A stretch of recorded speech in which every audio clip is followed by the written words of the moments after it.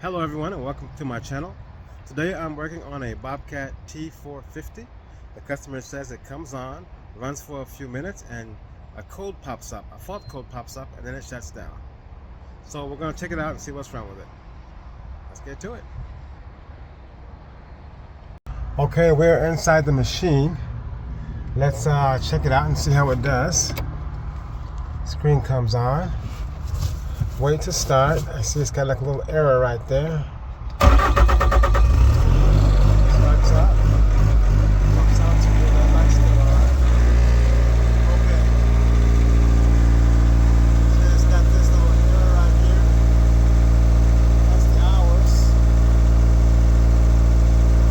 RPMs. Battery. Yeah, it's right there. That's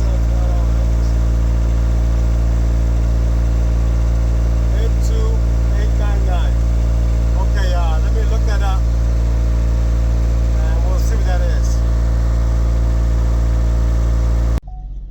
Back again. So I looked up the code. I just Googled it. I put in Bobcat fault code M2899. And what that said was that the secondary throttle control is not calibrated.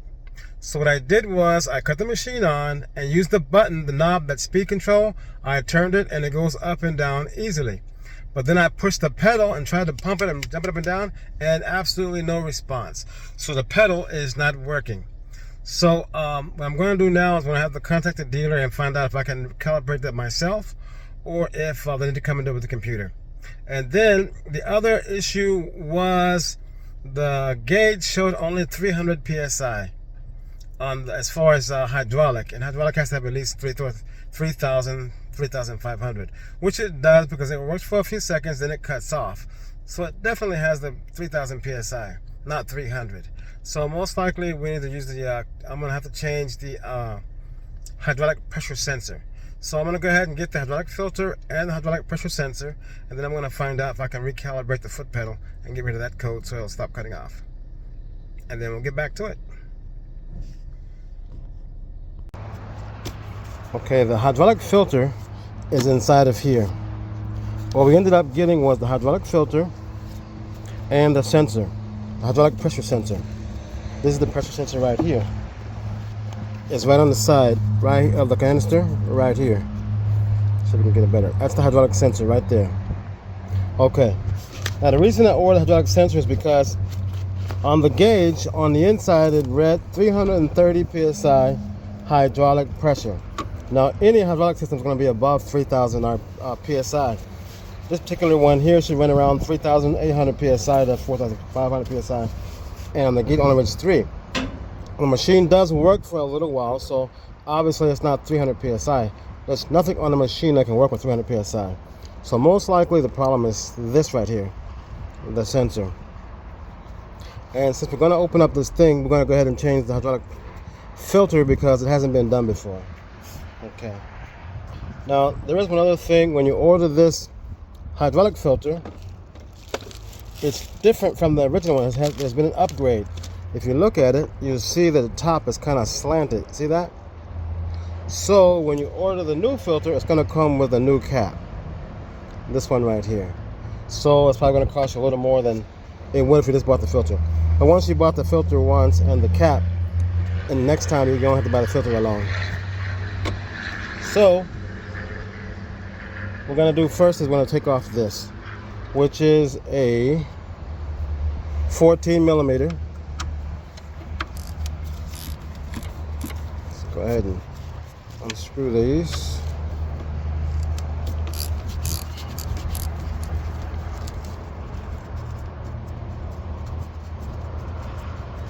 And the cap, we're missing 2 O-rings. They'll come with the filter. When you get your new filter, these come with a new filter to be changed.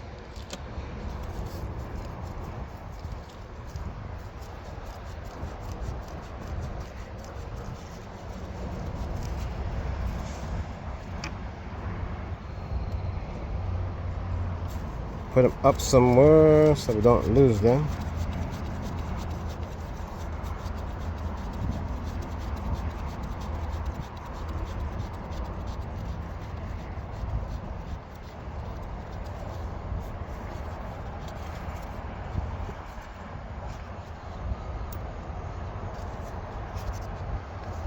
Okay.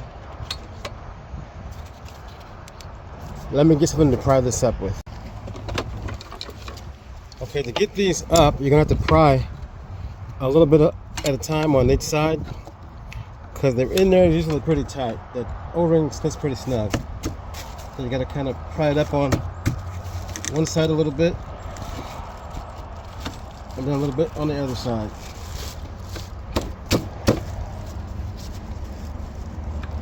But you gotta go slow because they'll break otherwise. It's plastic.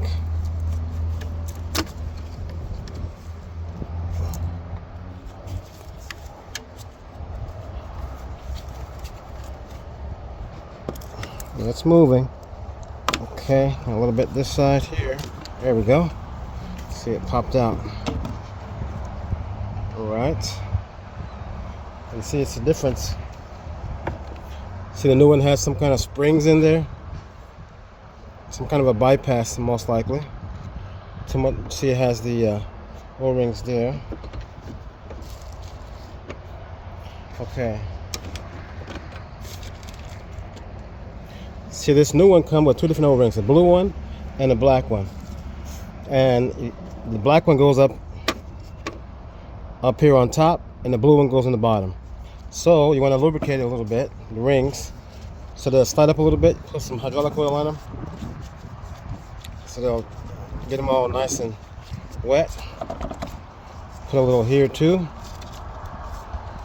so it'll slide on easily. Black one goes on first.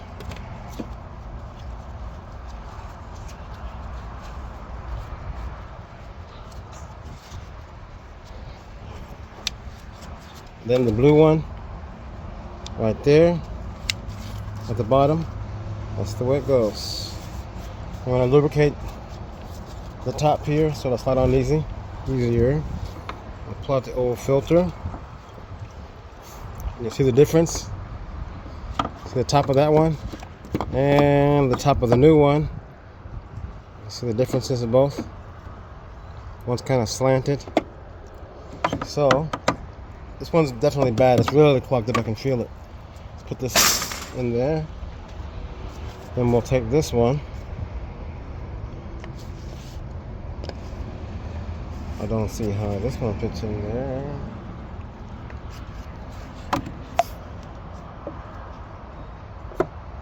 It's the new one. Oops. And here's the new cap. Right here. Only fits in one way.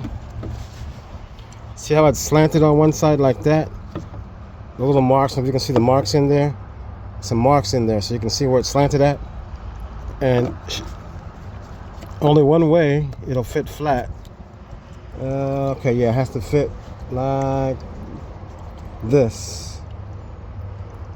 Oh, you know what? See the little guide there? It's got a little hole, a slot. And this one has a little piece right here. That's the only way it can fit. So you just kind of put it in place like that. It's on there. It can only fit on one way. And you push it in there and push it down.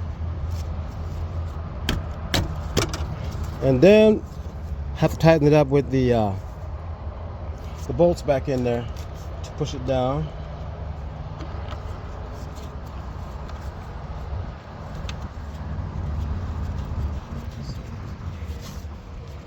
And one on this side here.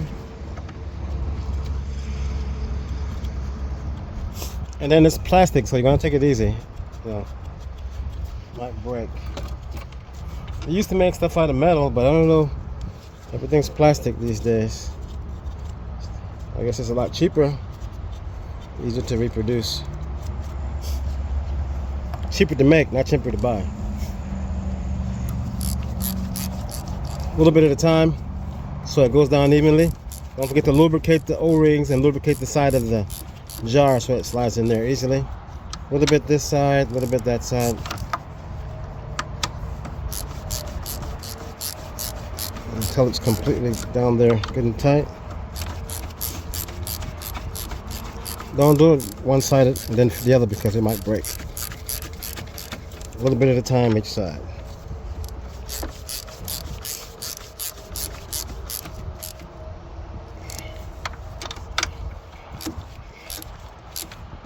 Okay. Now let's get a wrench so we can plot this sensor and put in the new one.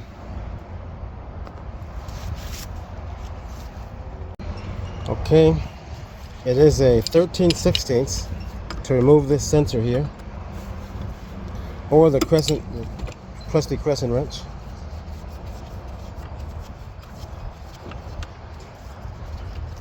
You see, it has this plug right here where it plugs into. It goes right there. So just pull it up a little bit like this and pull it out. I'm going to pull it up a little bit and pull it out just to be on the safe side before you try to take it out. It comes with its own O-ring. Make sure it's still there. You want to lubricate a little bit so it doesn't get stuck, and then just kind of put it in there and turn it by hand. You're going to put it in by hand until it seats, because you don't want to strip it or cross thread it. So you put it in by hand until it seats.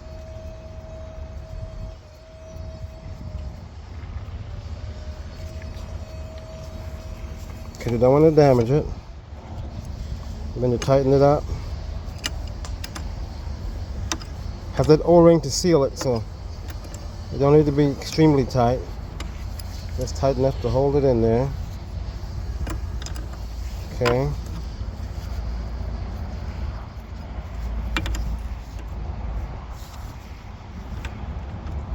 There we go. See, it already seat. And just a little bit more. So we're good there. Yeah. So it's not loosening up. It's good and tight. When you look at this right here, just make sure you find a piece that fits into there, so you put it in right. You see it's not on the top, it's on the bottom. Then you just kind of snap it in place like that. Make sure it seats completely. Okay. Now let's see, the hydraulic oil's down a little bit, so gonna need a little bit of oil, but we can test it like that.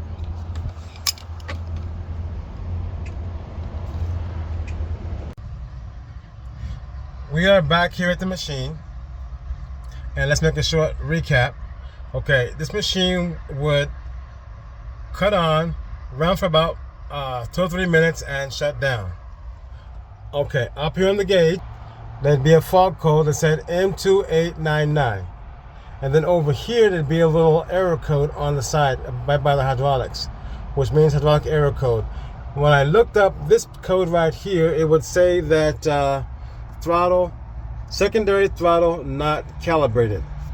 I would turn this and the speed would go up and down easily. But when I push the pedal, no response, so there would be no control with the foot pedal at all. It didn't work at all.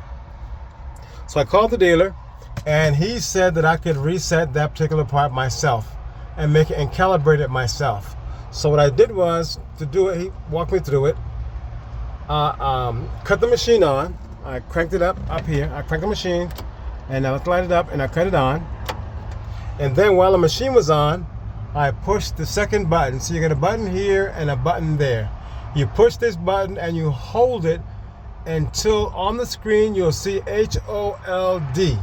Once you see that, you step on the gas pedal and hold it down. After about 10-15 seconds, the engine sped up, vroom. And then I was able to go up and down with the pedal, and the speed would go up and down also. So it recalibrated itself and it started to working. So let me show you again what I did. You notice you got 4 buttons here, 1, 2, 3, 4. The second button from the left, you push it and you hold it down while the engine is running, and it'll come up on the screen, it'll say HOLD, hold. Once you see that button, you push your foot down on this and you hold that until it speeds up. Boom. Once it speeds up, then you have control again, because everything is calibrated. And also, as soon as I did that, the error code went away here and the error code went away here. So let's crank it up here.